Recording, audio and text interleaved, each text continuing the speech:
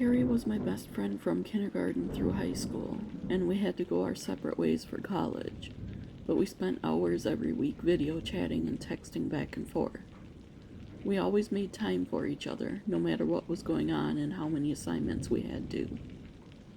We vacationed together for spring breaks and even went to each other's family Christmases the first 3 years of college. We spent hours road tripping and flying together for many different occasions and talked about everything. So when she passed away during our senior year of college, I was beyond devastated. I took 2 weeks off of school and it still felt like it wasn't long enough. It was so sudden and unexpected that everyone who knew and loved her was in a state of shock. Apparently, she had an undiagnosed silent heart problem.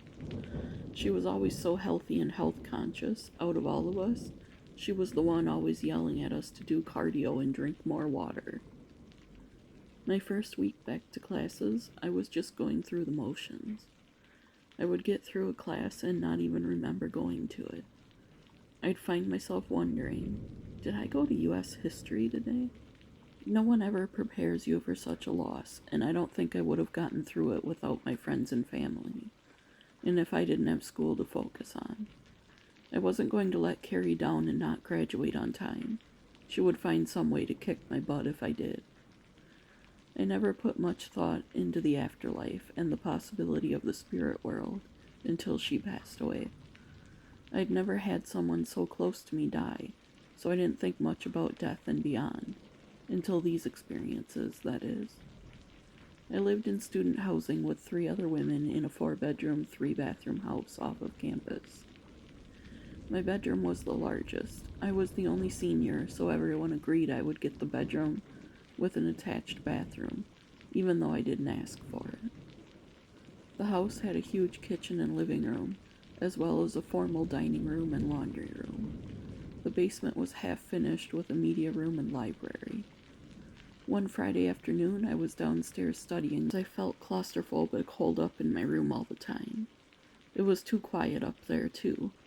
I just felt myself needing to be surrounded by noise or people, or both, since Kerry died. We had a smart TV downstairs, so I had some study music pulled up on YouTube to drown out the sound of my thoughts.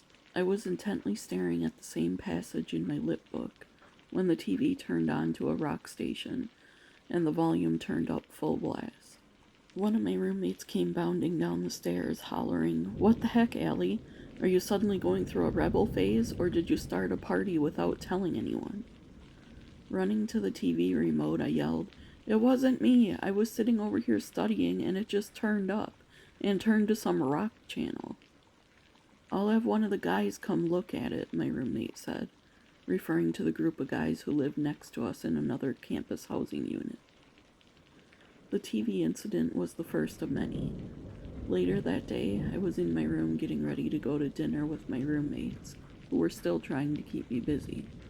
As I was putting my hair up, my hair straightener went flying off the counter, and I let out a scream. It was as if someone flung it off the counter with their hand. It didn't just fall. Not only that, but I felt a presence next to me. I did my best to shake it off and went downstairs to meet up with everyone else, so I didn't make us late for dinner.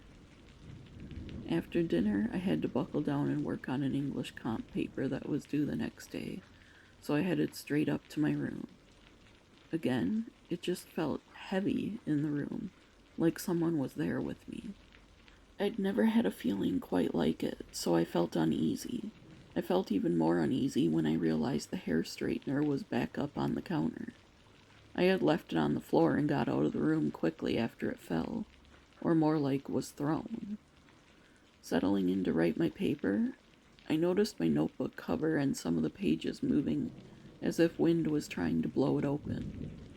But I didn't have a fan and the window wasn't open. At the time, I didn't know why I was feeling this, but I felt compelled to open it.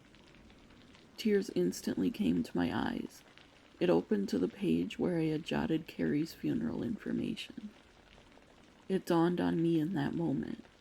It was Kerry trying to get my attention. The rock music, it was her favorite. She used to straighten my hair for me in high school because I hated doing things like that. I was not good at doing hair. I always just threw mine up in a ponytail until Kerry insisted on straightening it one day. And now, the notebook trying to open to this page with her name and info on it, I was instantly comforted feeling her presence. Now that I knew what I was experiencing, that is. For many weeks after that, she gave me signs she was there with me, and she still does for big events. I love hearing these types of paranormal stories because my loved ones give me signs all the time. I'm so glad it brought you comfort in your time of grief, and I'm so sorry for the loss of your best friend. Thank you so much for sharing your story with us. If you have a paranormal story that you would like to share for an upcoming video, email it to the address in the description below. Don't forget to like the video and share it out if you would.